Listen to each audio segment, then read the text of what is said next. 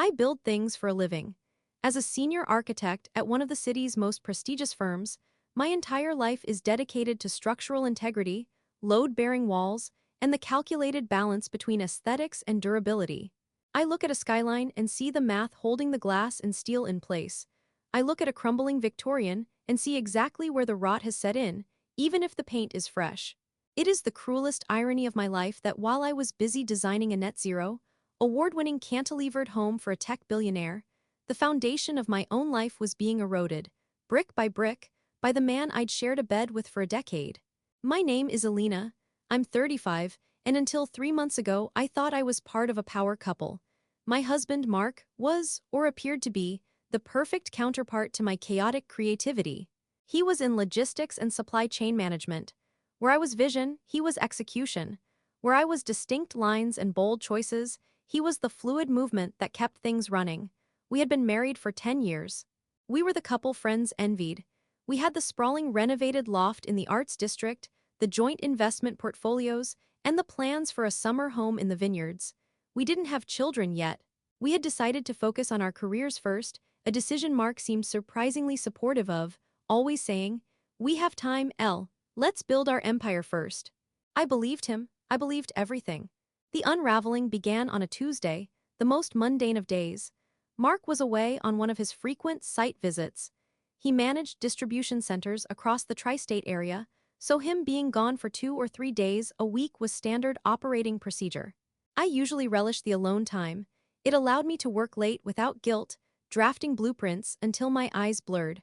I was looking for a specific deed regarding a piece of land we were eyeing for our future vacation home.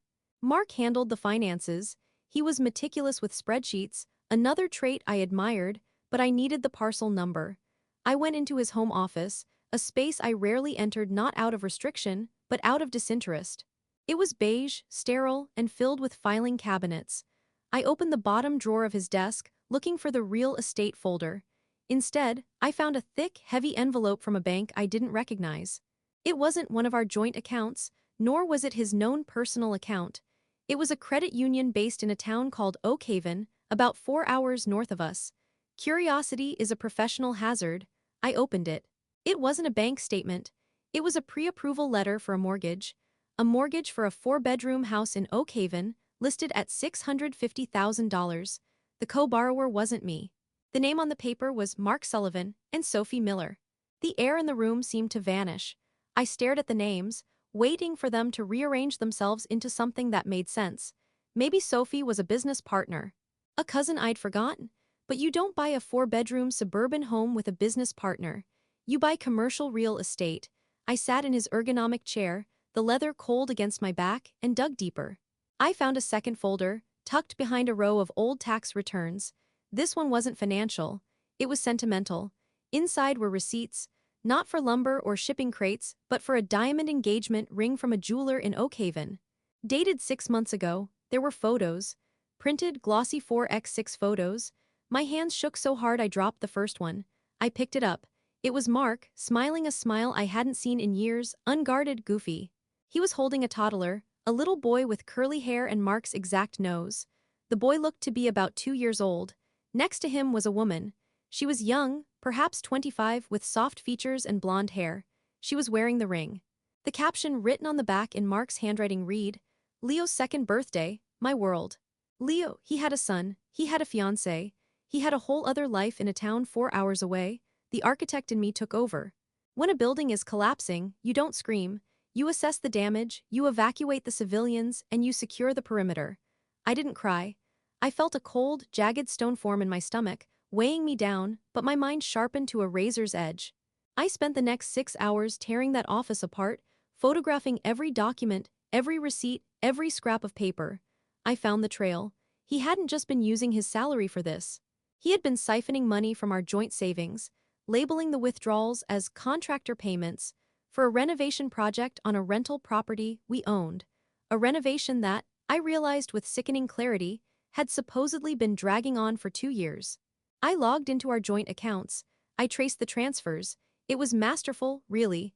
Small enough amounts to not trigger immediate alarm, but frequent enough to bleed us dry. He had drained nearly $200,000 of our money, money I had earned pulling 80-hour weeks to fund his life with Sophie and Leo.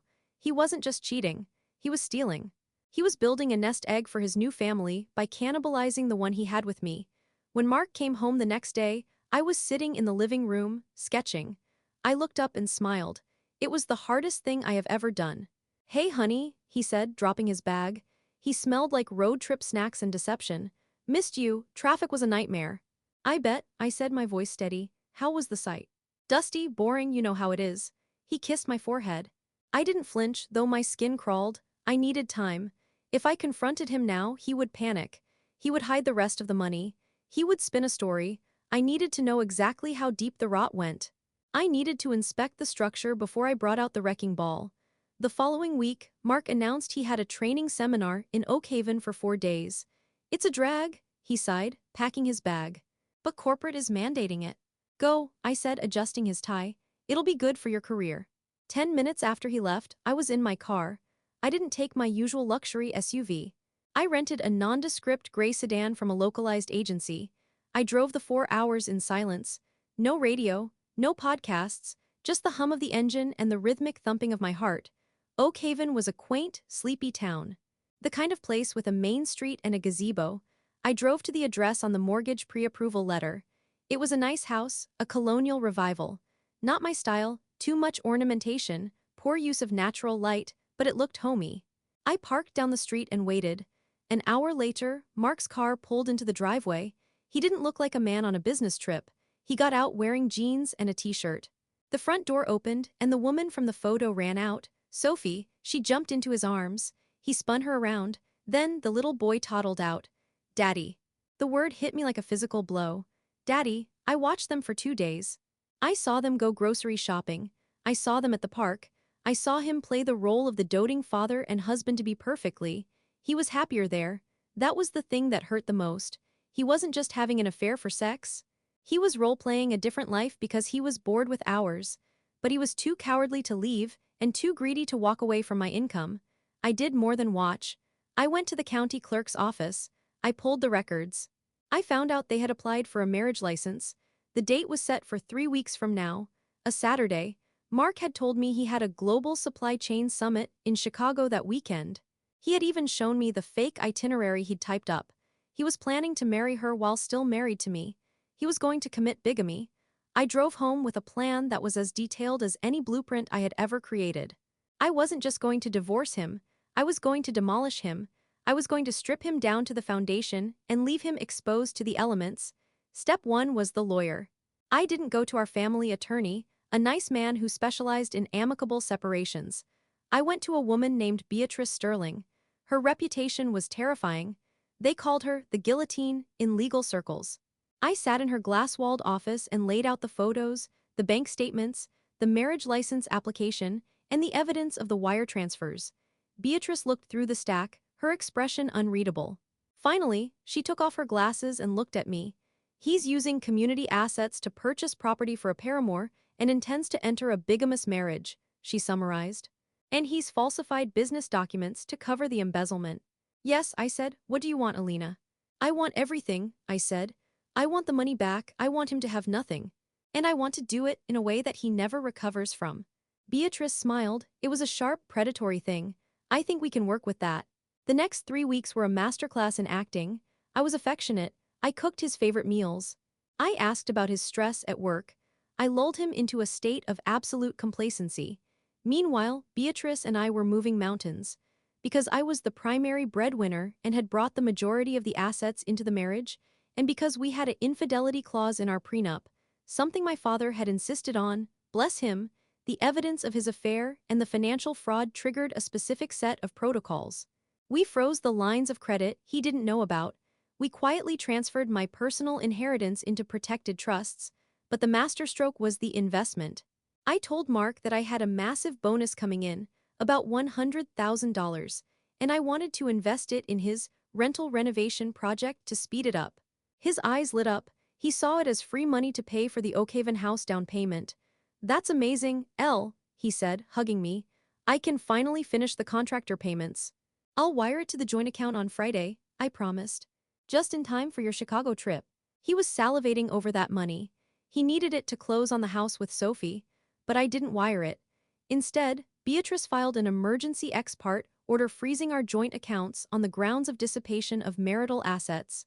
The moment the judge signed it, which happened the Friday morning he left for Chicago, Mark's access to cash vanished, but I didn't tell him. I let him kiss me goodbye. I let him drive away in his company car, heading to his wedding, thinking he was about to start his new life with a fresh influx of my cash. Have fun in Chicago, I whispered. Knock them dead. As soon as his tail lights disappeared, the movers arrived. I didn't move out. I moved him out. I had the locks changed on the loft. I packed his clothes not into suitcases but into black garbage bags and had them put in storage. I took down every photo of him. I erased him from the space. Then I got ready for the wedding. I wasn't going to attend, of course. That would be messy, but I had a proxy. Beatrice had arranged for a process server. Not just any server, but a man who seemingly enjoyed the theatrics of his job. I sat in my living room, a glass of vintage Pinot Noir in my hand, tracking Mark's phone. I had installed a tracker on his car months ago for safety, which he had agreed to because he had nothing to hide, right? I watched the dot move to Oakhaven. I watched it stop at the church. The timing had to be perfect. I imagined the scene, the rustic church, Sophie in white, holding little Leo. Mark, sweating in his suit, checking his phone, wondering why the wire transfer hadn't hit the account yet, wondering why his card had been declined at the gas station. He'd probably used cash, the slimy bastard. At 2:00 p.m., the ceremony was scheduled to begin. At 2:15 p.m., my phone buzzed. It was a text from the process server. Package delivered, the groom is served. I took a sip of wine. Here is what happened, as recounted to me later by the server and corroborated by the delightful public freakout that occurred on social media later that day. Mark was at the altar. The vows were being exchanged. The process server walked right down the center aisle. When the officiant asked if anyone had any objections, the server didn't object. He just walked up to Mark. Mark Sullivan. What, who are you? Get out of here, Mark had hissed. You are served. He handed him a thick stack of documents. It wasn't just divorce papers. It was a lawsuit for fraud and embezzlement. It was a restraining order preventing him from entering our home or accessing our assets. And, the cherry on top, it was a copy of the criminal complaint Beatrice had filed with the district attorney regarding the theft of funds. Mark dropped the papers. Sophie picked them up. Imagine reading that your fiancé isn't divorced. That he's currently being sued for stealing hundreds of thousands of dollars. That the house you are supposed to move into next week was funded by his wife's stolen money, and the down payment check is going to bounce because the accounts are frozen. Sophie screamed, actually screamed. The wedding imploded. Sophie's father, a large man who apparently worked in construction, reportedly took a swing at Mark. Mark fled the church, pursued by his angry almost-in-laws. But the story doesn't end there. Mark tried to come home. He drove the 4 hours back, calling my phone incessantly. I had already blocked him. He arrived at our loft at 8:00 p.m. He tried his key. It didn't work. He pounded on the door. Elena, open the goddamn door, we need to talk. I walked to the intercom. I pressed the button. Hello, Mark. Elena, what the hell is going on? My cards are frozen. Some lunatic ruined my conference. Let me in. You don't live here anymore, Mark, I said calmly. And the police are on their way. You're violating the restraining order included in the packet you were served today. I'd suggest you run. You can't do this. This is my house. Actually, I corrected him, the loft is in my name. The down payment was from my trust. And since you've spent the last 2 years stealing from our joint savings to play house with Sophie, I think a judge will agree that you've already taken your share of the equity. He started screaming obscenities. I watched on the security camera as the elevator doors opened and 2 police officers stepped out. They didn't arrest him, but they escorted him off the property. He had no money. His credit cards were dead. He had no car. I had reported the company car as being used for unauthorized personal travel to his HR department that morning. Petty, yes, but effective. He had nowhere to go. The fallout over the next few months was catastrophic for him. Sophie left him immediately. To her credit, she didn't know he was still married.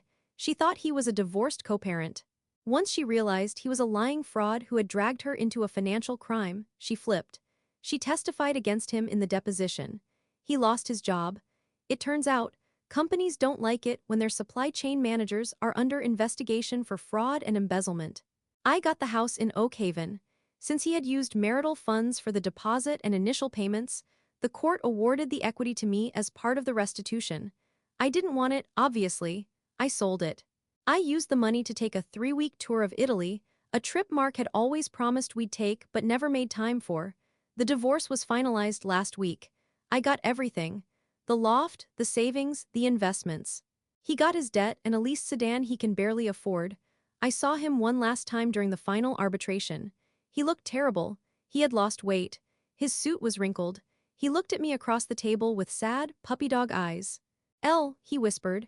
"I made a mistake, I got in over my head, we can fix this." I looked at him. I looked at the man who had held another woman's child and called him his world while spending my money to do it. "Structurally speaking, Mark," I said, gathering my files, "some things can't be fixed. Sometimes the foundation is so rotten, you just have to condemn the building." I walked out of that conference room and into the sunlight. The air smelled like rain and concrete. It smelled like a